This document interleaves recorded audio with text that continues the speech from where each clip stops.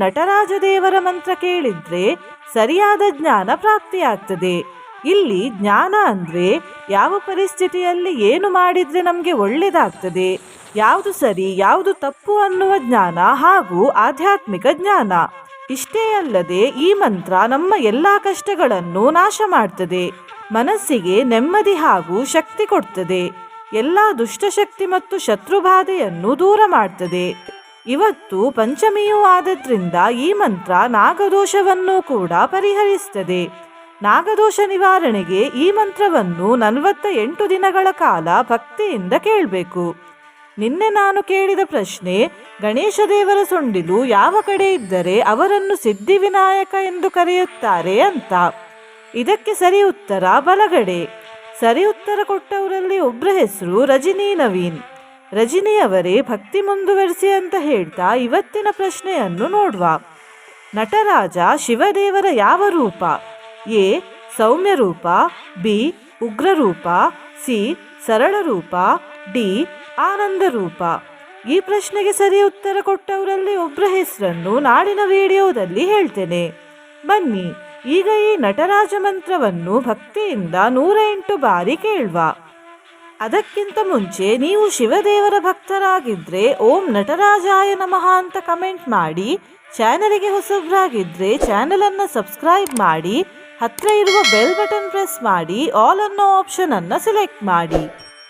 ಶಿರಜ್ಞಾನ ಗಂಗಾ ಚಂದ್ರಮಾ ಚಿದ್ಬ್ರಹ್ಮ ಜ್ಯೋತಿ ಲಲಾಟಮಾಂ ವಿಷನಾಗಮಾಲಾ ಕಂಠಮಾಂ ನಟರಾಜರಾಜ ನಮೋ ನಮಃ. ಶಿರಜ್ಞಾನ ಗಂಗಾ ಚಂದ್ರಮಾ ಚಿದ್ಬ್ರಹ್ಮ ಜ್ಯೋತಿ ಲಲಾಟಮಾಂ ವಿಷನಾಗಮಾಲಾ ಕಂಠಮಾಂ ನಟರಾಜರಾಜ ನಮೋ ನಮಃ. ಶಿರಜ್ಞಾನ ಗಂಗಾ ಚಂದ್ರಮಾ ಚಿದ್ಬ್ರಹ್ಮ ಜ್ಯೋತಿ ಲಲಾಟಮಾಂ ವಿಷನಾಗಮಾಲಾ ಕಂಠಮಾಂ ನಟರಾಜರಾಜ ನಮೋ ನಮಃ. ಶಿರಜ್ಞಾನ ಗಂಗಾ ಚಂದ್ರಮಾ ಚಿದ್ಬ್ರಹ್ಮ ಜ್ಯೋತಿ ಲಲಾಟಮಾಂ ವಿಷನಾಗಮಾಲಾ ಕಂಠಮಾಂ ನಟರಾಜರಾಜ ನಮೋ ನಮಃ. ಶಿರಜ್ಞಾನ ಗಂಗಾ ಚಂದ್ರಮಾ ಚಿದ್ಬ್ರಹ್ಮ ಜ್ಯೋತಿ ಲಲಾಟಮಾಂ ವಿಷನಾಗಮಾಲಾ ಕಂಠಮಾಂ ನಟರಾಜರಾಜ ನಮೋ ನಮಃ. ಶಿರಜ್ಞಾನ ಗಂಗಾ ಚಂದ್ರಮಾ ಚಿದ್ಬ್ರಹ್ಮ ಜ್ಯೋತಿ ಲಲಾಟಮಾಂ ವಿಷನಾಗಮಾಲಾ ಕಂಠಮಾಂ ನಟರಾಜರಾಜ ನಮೋ ನಮಃ. ಶಿರಜ್ಞಾನ ಗಂಗಾ ಚಂದ್ರಮಾ ಚಿದ್ಬ್ರಹ್ಮ ಜ್ಯೋತಿ ಲಲಾಟಮಾಂ ವಿಷನಾಗಮಾಲಾ ಕಂಠಮಾಂ ನಟರಾಜರಾಜ ನಮೋ ನಮಃ. ಶಿರಜ್ಞಾನ ಗಂಗಾ ಚಂದ್ರಮಾ ಚಿದ್ಬ್ರಹ್ಮ ಜ್ಯೋತಿ ಲಲಾಟಮಾಂ ವಿಷನಾಗಮಾಲಾ ಕಂಠಮಾಂ ನಟರಾಜರಾಜ ನಮೋ ನಮಃ. ಶಿರಜ್ಞಾನ ಗಂಗಾ ಚಂದ್ರಮಾ ಚಿದ್ಬ್ರಹ್ಮ ಜ್ಯೋತಿ ಲಲಾಟಮಾಂ ವಿಷನಾಗಮಾಲಾ ಕಂಠಮಾಂ ನಟರಾಜರಾಜ ನಮೋ ನಮಃ.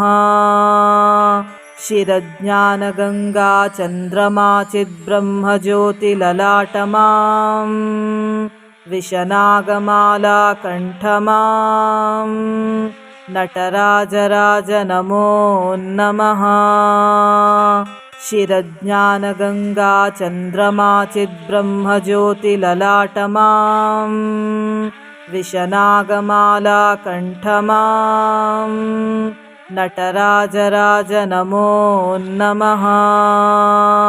ಶಿರಜ್ಞಾನ ಗಂಗಾ ಚಂದ್ರಮಾ ಚಿದ್ಬ್ರಹ್ಮ ಜ್ಯೋತಿ ಲಲಾಟಮಾಂ ವಿಷನಾಗಮಾಲಾ ಕಂಠಮಾಂ ನಟರಾಜರಾಜ ನಮೋ ನಮಃ.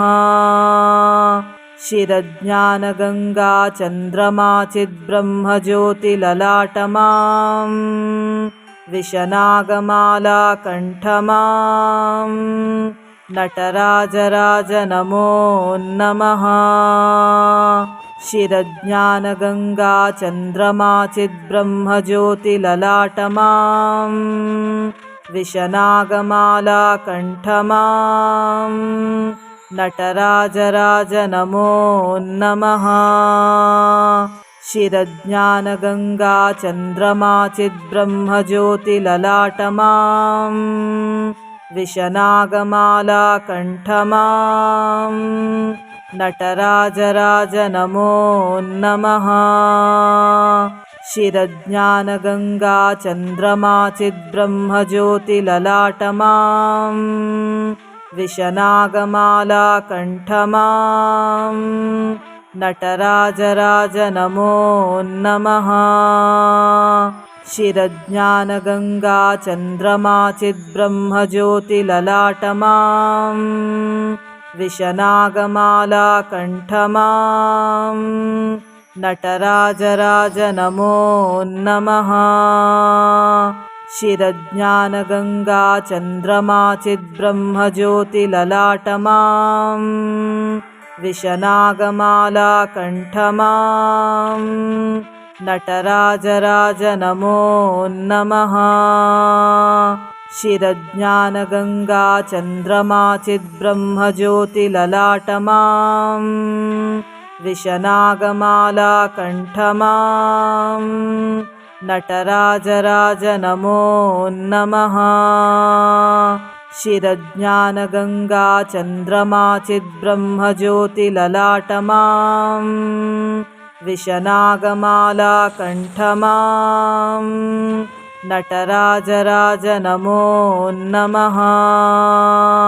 शिरज्ञानगङ्गा चन्द्रमा चिद्ब्रह्मज्योतिललाटमां विशनागमाला कण्ठमां नटराजराज नमो नमः। शिरज्ञानगङ्गा चन्द्रमा चिद्ब्रह्मज्योतिललाटमां विशनागमाला कण्ठमां नटराजराज नमो नमः। शिरज्ञानगङ्गा चन्द्रमा चिद्ब्रह्मज्योतिललाटमां विशनागमाला कण्ठमां नटराजराज नमो नमः। शिरज्ञानगङ्गा चन्द्रमा चिद्ब्रह्मज्योतिललाटमां विशनागमाला कण्ठमां नटराजराज नमो नमः। शिरज्ञानगङ्गा चन्द्रमा चिद्ब्रह्मज्योतिललाटमां विशनागमाला कण्ठमां नटराजराज नमो नमः। शिरज्ञानगङ्गा चन्द्रमा चिद्ब्रह्मज्योतिललाटमां विशनागमाला कण्ठमां नटराजराज नमो नमः। शिरज्ञानगङ्गा चन्द्रमा चिद्ब्रह्मज्योतिललाटमां विशनागमाला कण्ठमां नटराजराज नमो नमः। शिरज्ञानगङ्गा चन्द्रमा चिद्ब्रह्मज्योतिललाटमां विशनागमाला कण्ठमां नटराजराज नमो नमः। शिरज्ञानगङ्गा चन्द्रमा चिद्ब्रह्मज्योतिललाटमां विशनागमाला कण्ठमां नटराजराज नमो नमः। शिरज्ञानगङ्गा चन्द्रमा चिद्ब्रह्मज्योतिललाटमां विशनागमाला कण्ठमां नटराजराज नमो नमः। शिरज्ञानगङ्गा चन्द्रमा चिद्ब्रह्मज्योतिललाटमां विशनागमाला कण्ठमां नटराजराज नमो नमः। शिरज्ञानगङ्गा चन्द्रमा चिद्ब्रह्मज्योतिललाटमां विशनागमाला कण्ठमां नटराजराज नमो नमः। शिरज्ञानगङ्गा चन्द्रमा चिद्ब्रह्मज्योतिललाटमां विशनागमाला कण्ठमां नटराजराज नमो नमः। शिरज्ञानगङ्गा चन्द्रमा चिद्ब्रह्मज्योतिललाटमां विशनागमाला कण्ठमां नटराजराज नमो नमः। शिरज्ञानगङ्गा चन्द्रमा चिद्ब्रह्मज्योतिललाटमां विशनागमाला कण्ठमां नटराजराज नमो नमः। शिरज्ञानगङ्गा चन्द्रमा चिद्ब्रह्मज्योतिललाटमां विशनागमाला कण्ठमां नटराजराज नमो नमः। शिरज्ञानगङ्गा चन्द्रमा चिद्ब्रह्मज्योतिललाटमां विशनागमाला कण्ठमां नटराजराज नमो नमः। शिरज्ञानगङ्गा चन्द्रमा चिद्ब्रह्मज्योतिललाटमां विशनागमाला कण्ठमां नटराजराज नमो नमः। शिरज्ञानगङ्गा चन्द्रमा चिद्ब्रह्मज्योतिललाटमां विशनागमाला कण्ठमां नटराजराज नमो नमः। शिरज्ञानगङ्गा चन्द्रमा चिद्ब्रह्मज्योतिललाटमां विशनागमाला कण्ठमां नटराजराज नमो नमः। शिरज्ञानगङ्गा चन्द्रमा चिद्ब्रह्मज्योतिललाटमां विशनागमाला कण्ठमां नटराजराज नमो नमः। शिरज्ञानगङ्गा चन्द्रमा चिद्ब्रह्मज्योतिललाटमां विशनागमाला कण्ठमां नटराजराज नमो नमः। शिरज्ञानगङ्गा चन्द्रमा चिद्ब्रह्मज्योतिललाटमां विशनागमाला कण्ठमां नटराजराज नमो नमः। शिरज्ञानगङ्गा चन्द्रमा चिद्ब्रह्मज्योतिललाटमां विशनागमाला कण्ठमां नटराजराज नमो नमः। शिरज्ञानगङ्गा चन्द्रमा चिद्ब्रह्मज्योतिललाटमां विशनागमाला कण्ठमां नटराजराज नमो नमः। शिरज्ञानगङ्गा चन्द्रमा चिद्ब्रह्मज्योतिललाटमां विशनागमाला कण्ठमां नटराजराज नमो नमः। शिरज्ञानगङ्गा चन्द्रमा चिद्ब्रह्मज्योतिललाटमां विशनागमाला कण्ठमां नटराजराज नमो नमः। शिरज्ञानगङ्गा चन्द्रमा चिद्ब्रह्मज्योतिललाटमां विशनागमाला कण्ठमां नटराजराज नमो नमः। शिरज्ञानगङ्गा चन्द्रमा चिद्ब्रह्मज्योतिललाटमां विशनागमाला कण्ठमां नटराजराज नमो नमः। शिरज्ञानगङ्गा चन्द्रमा चिद्ब्रह्मज्योतिललाटमां विशनागमाला कण्ठमां नटराजराज नमो नमः। शिरज्ञानगङ्गा चन्द्रमा चिद्ब्रह्मज्योतिललाटमां विशनागमाला कण्ठमां नटराजराज नमो नमः। शिरज्ञानगङ्गा चन्द्रमा चिद्ब्रह्मज्योतिललाटमां विशनागमाला कण्ठमां नटराजराज नमो नमः।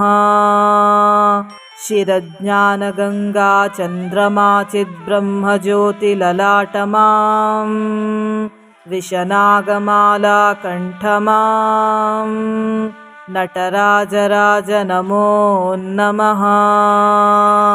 शिरज्ञानगङ्गा चन्द्रमा चिद्ब्रह्मज्योतिललाटमां विशनागमाला कण्ठमां नटराजराज नमो नमः।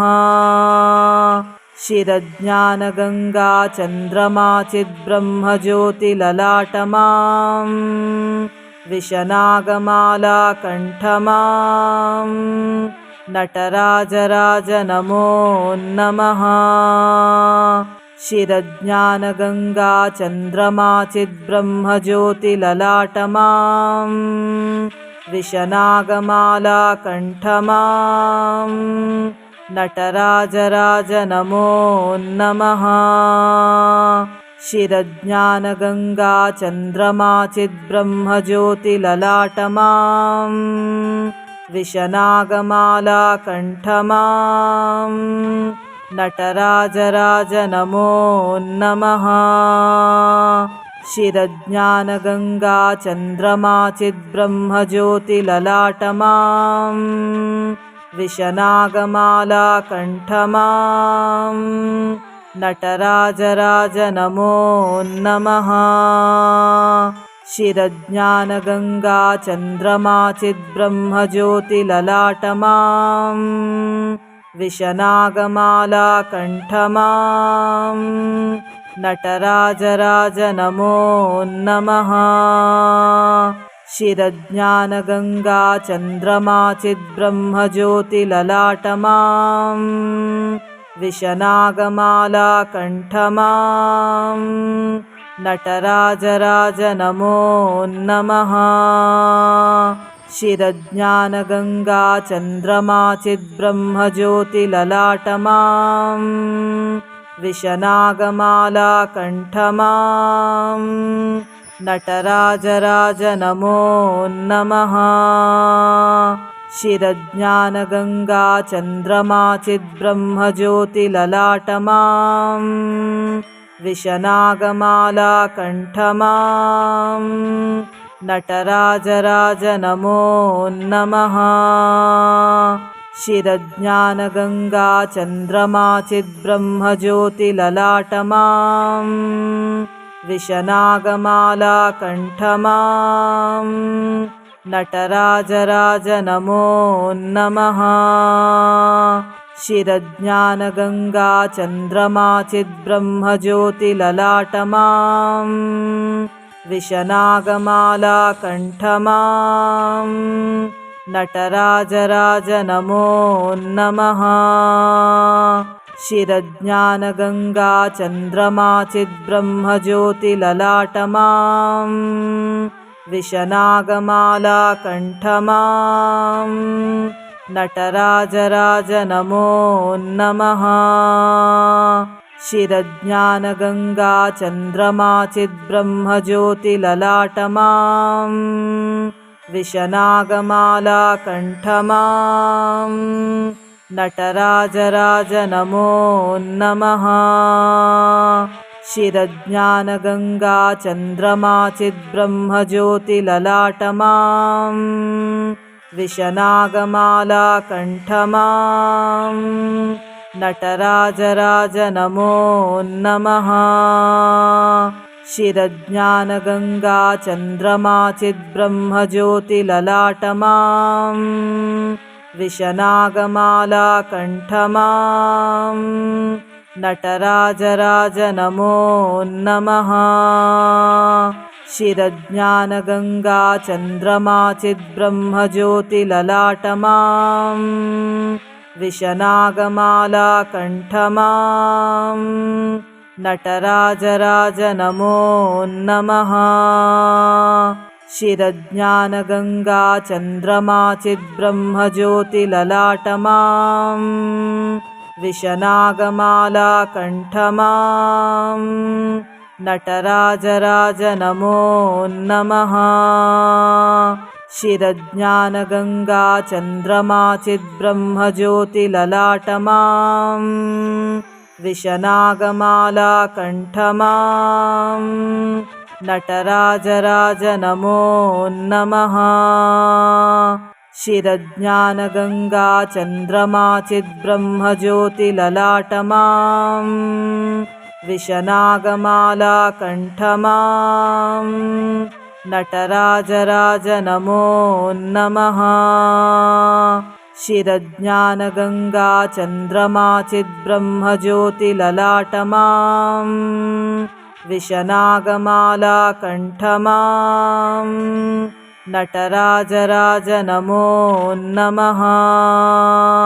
शिरज्ञानगङ्गा चन्द्रमा चिद्ब्रह्मज्योतिललाटमां विशनागमाला कण्ठमां नटराजराज नमो नमः। शिरज्ञानगङ्गा चन्द्रमा चिद्ब्रह्मज्योतिललाटमां विशनागमाला कण्ठमां नटराजराज नमो नमः। शिरज्ञानगङ्गा चन्द्रमा चिद्ब्रह्मज्योतिललाटमां विशनागमाला कण्ठमां नटराजराज नमो नमः। शिरज्ञानगङ्गा चन्द्रमा चिद्ब्रह्मज्योतिललाटमां विशनागमाला कण्ठमां नटराजराज नमो नमः। शिरज्ञानगङ्गा चन्द्रमा चिद्ब्रह्मज्योतिललाटमां विशनागमाला कण्ठमां नटराजराज नमो नमः। शिरज्ञानगङ्गा चन्द्रमा चिद्ब्रह्मज्योतिललाटमां विशनागमाला कण्ठमां नटराजराज नमो नमः।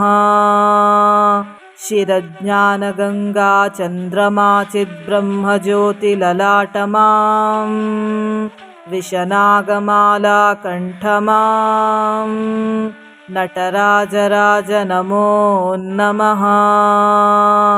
शिरज्ञानगङ्गा चन्द्रमा चिद्ब्रह्मज्योतिललाटमां विशनागमाला कण्ठमां नटराजराज नमो नमः।